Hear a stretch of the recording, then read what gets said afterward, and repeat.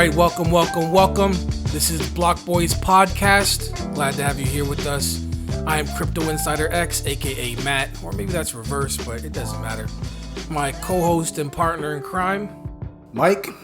What's going on? Nothing much. The markets have been crazy. This is the first episode for us, but it's definitely not the first time we've been paying attention to crypto. But before we get any further into this, I do have to make that disclaimer that you always hear about. This is not financial advice. Remember, always, no matter what we say, do your own research. That's right, DYOR. So, first things first, before we get into all this stuff, the markets are crazy. Crypto market cap over $1 trillion. Did that just happen for the first time ever? Bitcoin dominance, it was as high as 72% recently, but we saw a little bit of an altcoin rush happening over the last couple weeks, down to 66.2% right now.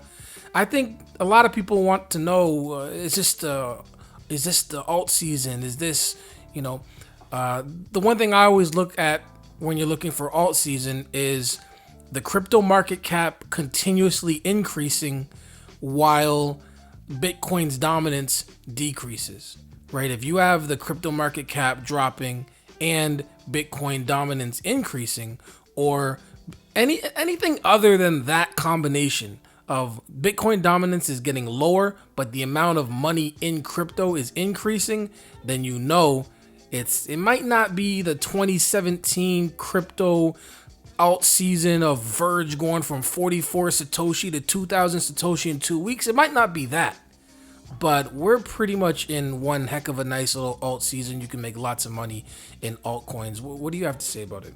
Well, I mean, the last alt season that came, it didn't have to announce itself, right? You know when alt season's here.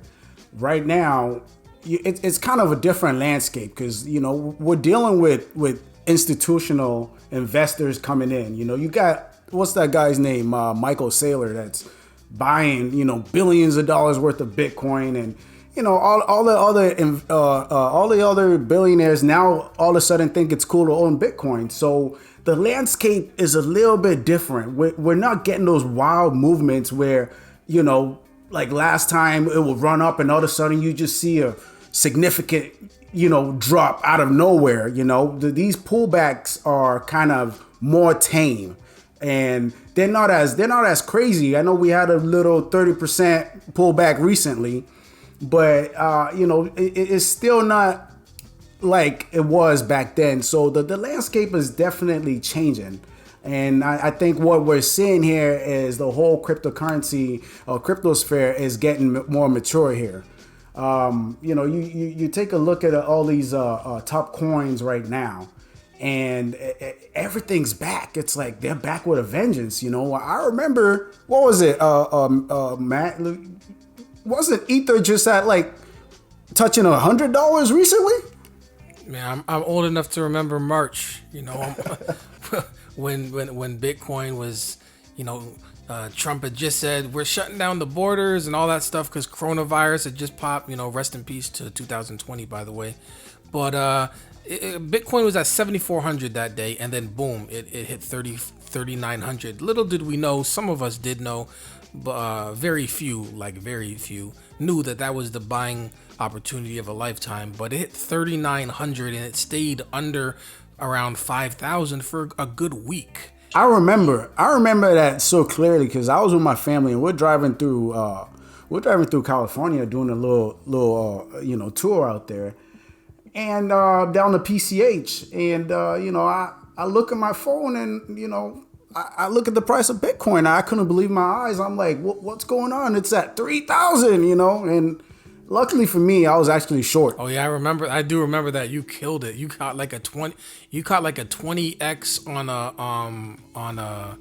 a put. Yeah. So that was great for me. But I to be honest, I did not foresee this rush that to where we are right now. I mean, we hit $41,000. From what was the lowest then? Was it 3,200? I think it was 39. I think it might have been 34 to be honest, but it was like in the mid to high 3,000. So it's like a 10x, a legitimate over 10x if you just bought Bitcoin. You know, the 10x. All you had to do was buy it and then just put it aside. But you know, it's always easier later on to say that. But when you're in the market at that moment and everything looks like it's going, you know, going down, people are scared to buy at that moment, right? So it brings us to what did Warren Buffett say, right? Be greedy when others are fearful, right? And that was a perfect example of a time to be greedy and take advantage and just back up the truck, like people say, and, you know, pick up a lot. But, you know, we're here now, and Bitcoin's at 36,000 right now after coming, you know, a pullback from 41,000. And we're looking at Ethereum here at, you know, 1,200. And, you know, it went up as high as, what was it, Matt? Just over 13 or really around there. Close to the all-time high. About $100 off the all-time high, and it's pulled back. So, you know, it's very interesting time right now because everyone's kind of like, what's next? You know, you've had all this crazy predictions. You know, people say, hey, Bitcoin's going to 150,000 or 1 million. I've seen some people saying it's going to be $1 million, you know, and it's like right now, the way it's moving, it'll be kind of foolish to not acknowledge that there might be a possibility that, hey, you know, I mean, I'm looking at this now and saying, I don't think $150,000 is far-fetched. You know, if we keep moving like this, what do you think? See, the thing is, I'm not a bear by any means. I'm very much a bull in the sense of long-term in crypto, but I'm always pessimistic.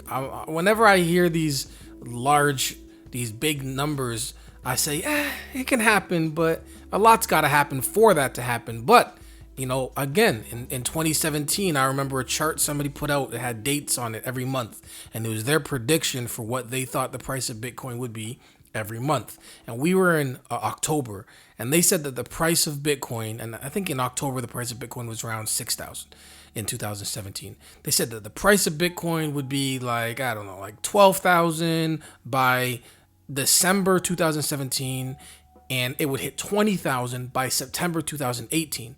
And it was in that 6,000 2017, and we had just got through the China stuff. You know, they were like, oh, we're out of here, whatever, whatnot. I said 20,000 by 2018, like less than a year. It's going to just go to, I said, you guys are crazy. And I even posted on my, you know, I left it out there because, you know, I'm not afraid to be wrong. I posted it like, hey, this person has a very, very, you know, hopeful prediction chart here. I do not think this is it. I think, you know, maybe at some point anyway, long story short, it was not but a couple months later and Bitcoin was already at 20,000. That was a whole different scenario. It was literally a FOMO by your regular everyday no coiners who were all looking at crypto. And that's why, you know, people think about that time and they don't really, either they weren't there or they might have a short memory. But on December 1st, Bitcoin was 10,000. Within 2 weeks, Bitcoin was 20,000.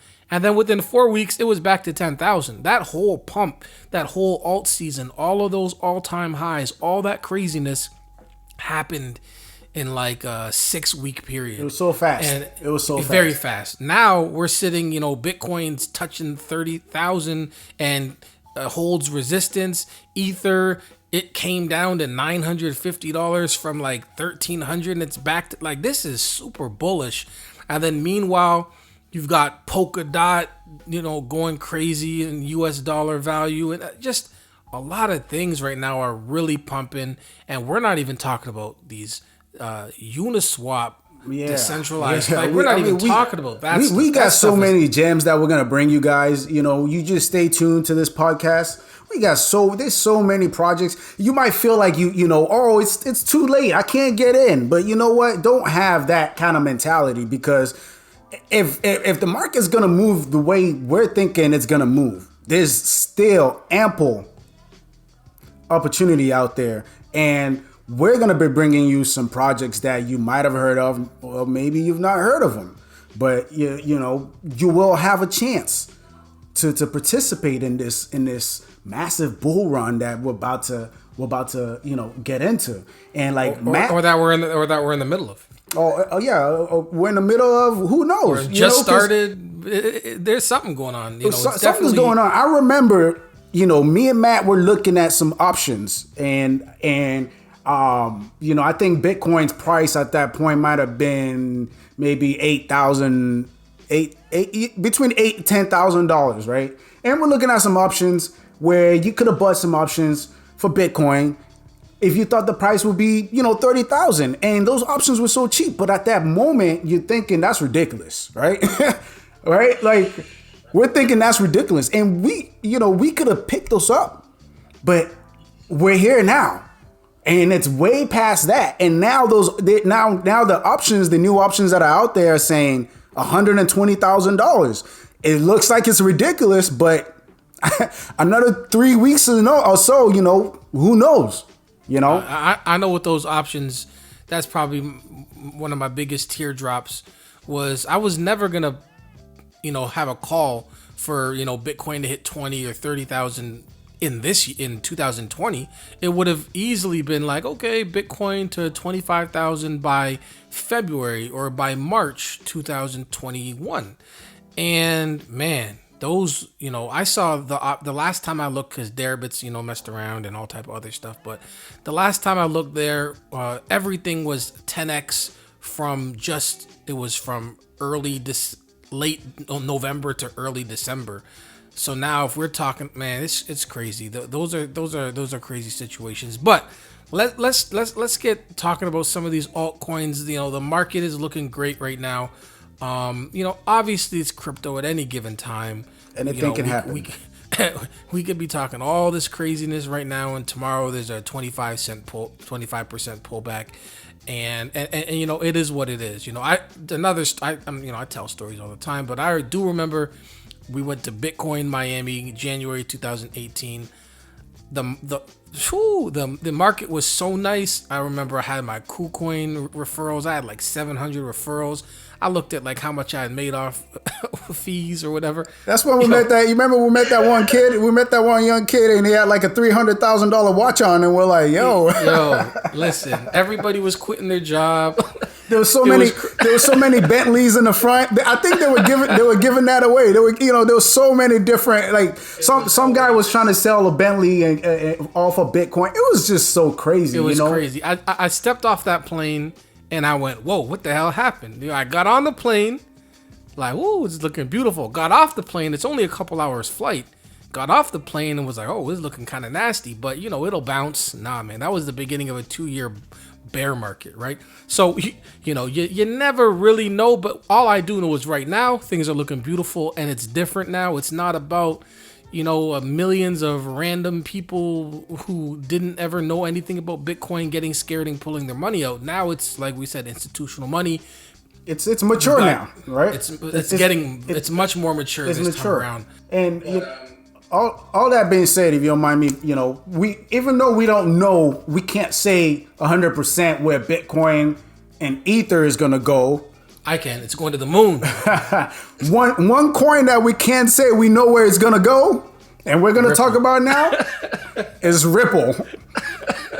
And listen, you know, man, if you're holding Ripple, God bless your heart, man. But you know, if anybody has been paying attention to what crypto is all about, you know it's all about decentralization, right? And one project that's been out there that's not been about decentralization has been XRP, Ripple. And we've always been against it. You know, like I think I might have bought Ripple once. And that was maybe to use it on the I can't remember, on Binance, but it was nothing I ever took serious. And I'm pretty sure Matt feels the exact same way about it. I don't know if he's ever even had Ripple in any of his wallets. In 2017, early March, Ripple had just gone from 3 cents to 30 cents. And I don't even want to get into how crazy it is to think that Ripple right now is at 28 cents. And people think that the 28 cents of today is the same 28 cents from like 2017. Yeah, we're not gonna get that's probably too deep for people right now. Let's keep we're not even like Ripple's real price right now is like a penny, but forget about that. The point is that I just found out about crypto, like literally something on Facebook, and I immediately was like, yo, this looks kind of crazy. And I made a Facebook post, and somebody hopped in my inbox and they said, hey, I just made a ton off of Ripple. It just did it, 10 times, whatnot. I said, oh, for real? So he showed me about crypto. I immediately dove in, and I can honestly say I never bought Ripple because the first thing I learned was, don't chase pumps. And I was like, all right, well, this is already just pumped, so I'll wait for it to come back down. By the time it came back down, quote unquote, I realized that Ripple is trash. Now, listen, I don't mean to be, non-politically correct about Ripple and stuff. There's a lot of, Ripple army guys out there, but I'm just saying. There's a lot of them. They're going to come after us. They're going to come after us for this, man. I'm trying to help them. Because once they let go of Ripple, then Ripple can die. They can sell their Ripple. They can buy all these other, what is that, $12 billion in Ripple? Let's send that $12 billion elsewhere. Ripple can go away, and then they can make money in other. Imagine going through the whole bull run, holding on to Ripple and holding your breath while you're underwater. If you take anything away from our podcast today, and let's say you're new and you're looking for something to buy, please, this is not financial advice, but it's very easy for people to get on and try to look for something to buy, and they go through the list. Oh man, Bitcoin is $46,000. Ethereum is $1,300. Look at this cheap one over here. It's only 28 cents. Right. One day, if I buy it at 28 cents, what if it goes to 30? Listen, you think it's a chip shot, right? You think it's a chip shot, exactly. But it's that. Hey, do not do it, because we know the SEC. They're going after Ripple hard right now. And every single major exchange out there is delisting them, right? Tomorrow, well, Tuesday, which is, it'll be today for anybody who listens to it, and maybe the past for anybody after that. But it's being delisted for from trading and whatnot on Coinbase first, and then a week later off of Binance. So listen, I'm going to be shorting Ripple. And you know what? I'm not saying never buy Ripple. I am.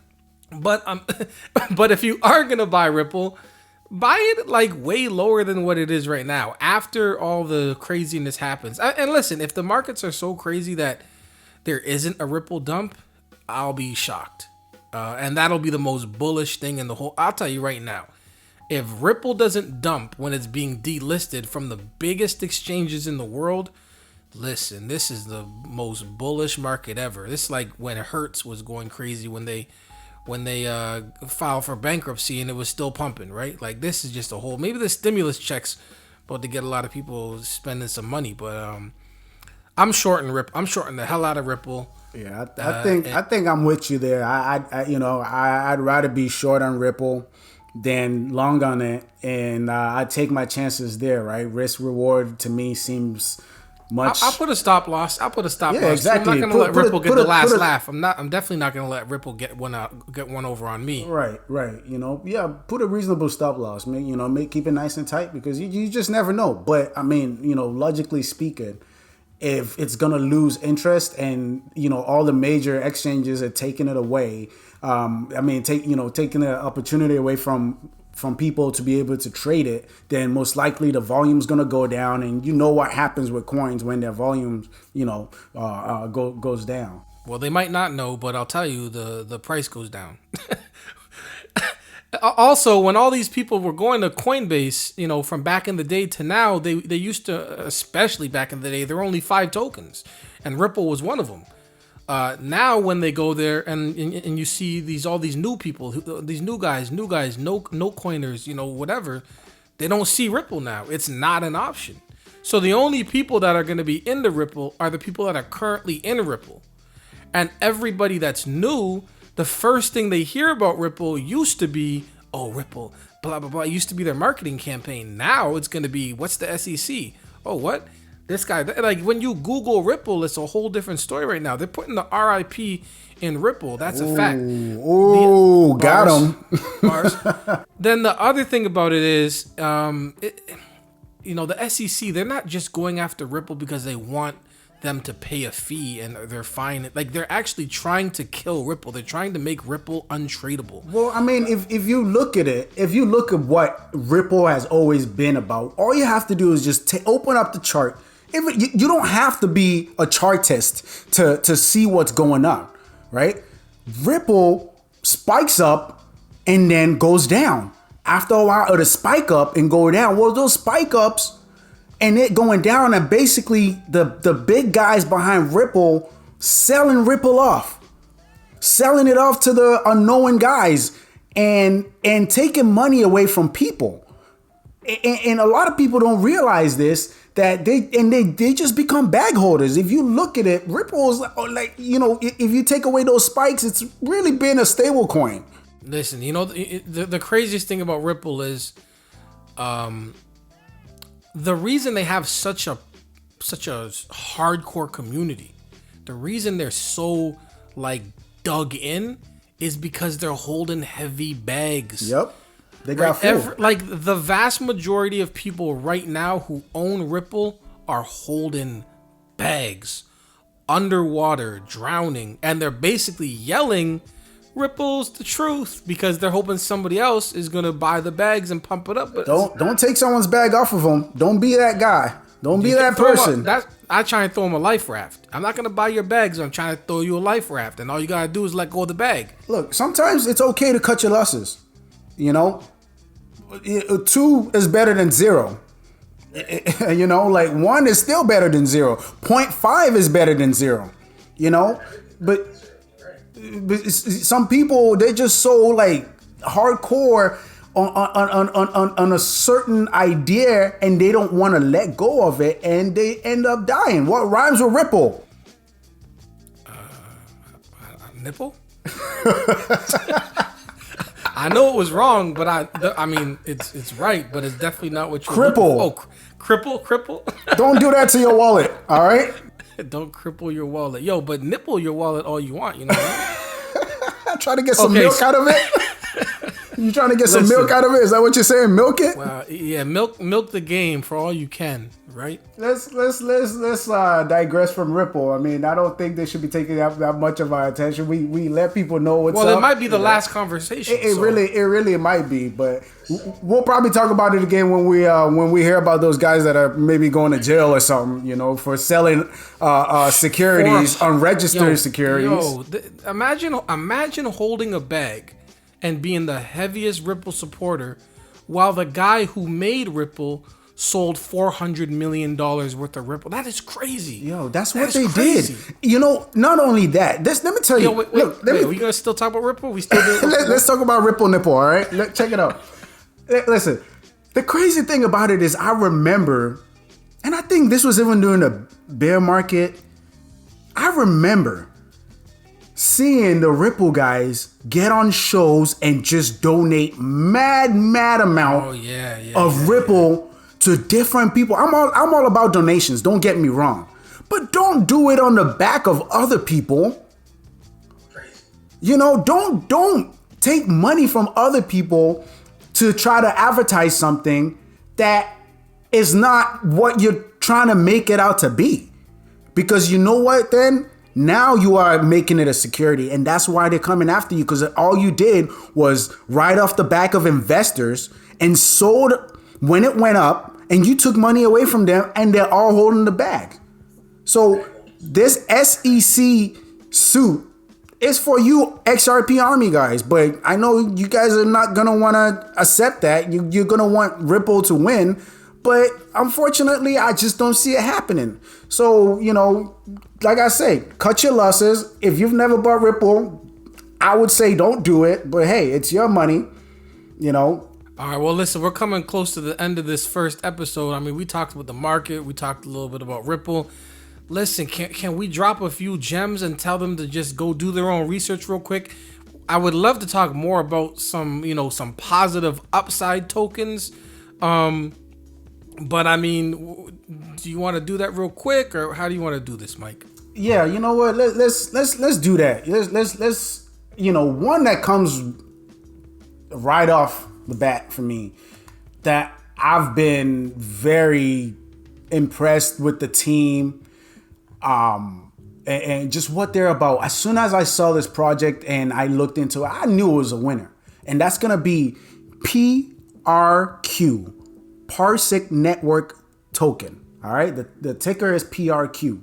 I will let you do your own research on that, but right now I think it's trading at about $1.60 last I saw it. And when I noticed this coin, it was only 16 cents. Do your own research, but do your own research. Absolutely, there's a lot, man. There's so many, and the thing is, they're all pumping right now. They're all pumped. Like we're talking about things that. But a week from now, this was the entry, right? And a month from now, you look like, oh man, you've got stuff like Orai, ORAI. Oh yeah, Orai. Right? You've got, easy ones that you don't even have to really, like 1 inch, for example. 1 inch hasn't even pumped too crazy yet. 1 inch is something that it's still, it hasn't done its crazy numbers like other tokens. 1 inch. You got Uni. Uni's not going anywhere. Right. Like these are safe plays. Right. There's a lot. There's ALBT. Right. You can look up that one. Alliance Block token. Alliance Block is definitely a good one. As we speak right now, solid. It's at 57 cents. And I know this off the top of my head because I'm keeping a close watch on that project. Maha, there's Maha, MAHA. Oh, Maha is a good one too. Man, I have a crazy story about Maha, man. Like, I remember when that token first came out, I didn't pay attention to it, but some guy messaged me, he said, "Hey man, check out Maha. What do you think about it?" And I checked it out, and I think the price then was like $3 or $5. And I looked into it, and I said, instantly, man, this is big. This is a winner. I didn't know how big it was going to be, but I said, this is big, this is a winner. And I messaged him back. I was like, I like this project, and I put it to the side. Unfortunately for me, I didn't go back. Fast forward now, what's Maha trading at? Like $30? It keeps reaching all-time highs. Right now, it reached 26. The reason I mentioned Maha is because it is in a little bit of a dip. It actually dipped today all the way down to $16. It's come back to $20 within the last 24 hours. It was at 26. It's still it's lots of upside. The last one I'm going to mention for today is one that I've been looking at, waiting, hoping. Not hoping for bad things, just hoping for good things for me, which is Fracshare. It's just it's one of these algorithmic stable coins. And you got to look into these. Take a look. Maybe we'll have a link with you can look into DSD and ESD. But this is a coin that's attached to Frax, FRAX, which is a stable coin, and you earn Frax and you hold on to Fracshare, which is FXS, and it's just been performing for a good month. It's almost up 10x. The stable coin actually stays stable, and anybody in Fracshare is just banking right now, nonstop bank. This is the time to be active, super proactive. If you want to make some money, if you want to see what DeFi is all about, you have to be active. You got to do your own research. You got to learn about the protocols, and you have to dive into it, because just sitting back and thinking about it, that's not going to do anything. We got into a project, last week, and we locked in some funds, and man, it was just printing out money for us, man. Like, it was so good. We're sitting there waiting, like, okay, where's the next one? Where's the next one? You see how powerful these projects can be, right? But you have to do your own research. You can't just hear about a token and go buy it, because let me give you an example why you can't do that.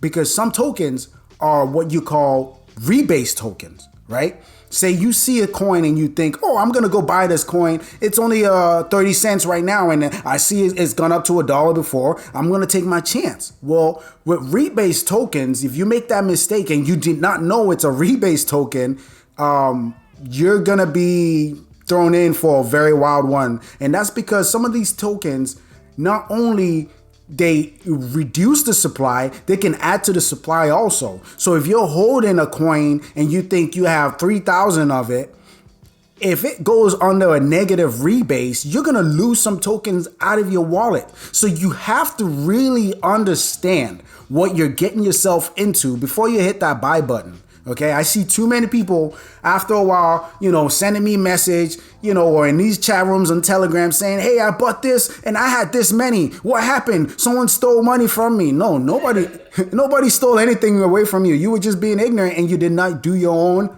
research. Right. It's like when Core came out and people were locking away money into the LP for the pre-sale or whatever you want to call it there, and then for that first event.